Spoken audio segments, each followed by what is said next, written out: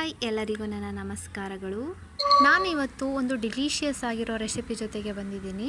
ಅದ್ರ ಜೊತೆಗೆ ಒಂದು ಬೆಸ್ಟ್ ಟಿಪ್ಸ್ ಕೂಡ ತಂದಿದ್ದೀನಿ. ಆ ಟಿಪ್ಸ್ ನಿಮಗೆ ಬೇಕಂದರೆ ನನ್ನ ವಿಡಿಯೋನ ಯಾರು ಸಬ್ಸ್ಕ್ರೈಬ್ ಮಾಡದೆ ನೋಡ್ತಿದ್ದೀರೋ ದಯವಿಟ್ಟು ಸಬ್ಸ್ಕ್ರೈಬ್ ಮಾಡಿಕೊಂಡು ಕೊನೆ ತನಕ ಎಲ್ಲೂ ಸ್ಕಿಪ್ ಮಾಡದೆ ನೋಡಿ. ಹಾಗೆ ಈ ರೆಸಿಪಿಯ ಐಟಮ್ಸ್ನ ನಾನು ಡಿಸ್ಕ್ರಿಪ್ಷನಲ್ಲಿ ಹಾಕಿರ್ತೀನಿ, ದಯವಿಟ್ಟು ಅದನ್ನು ಚೆಕ್ ಮಾಡ್ಕೊಳ್ಳಿ. ನಾನೇನು ಟಿಪ್ಸ್ ಕೊಡೋಕ್ಕೆ ಬಂದಿದ್ದೀನಿ ಅಂತ ಗೊತ್ತಿಲ್ಲ ಅಲ್ಲ, ಹೇಳ್ತೀನಿ ನೋಡಿ. ಅಡುಗೆ ಮನೆಯಲ್ಲಿ ಕರಿಬೇವಿಲ್ಲ ಅಂದರೆ ಅಡುಗೆ ಸ್ಮೆಲ್ಲು ಬರಲ್ಲ, ಹಾಗೆ ನಮ್ಮ ಅಡುಗೆಗೆ ರುಚಿನೂ ಬರಲ್ಲ.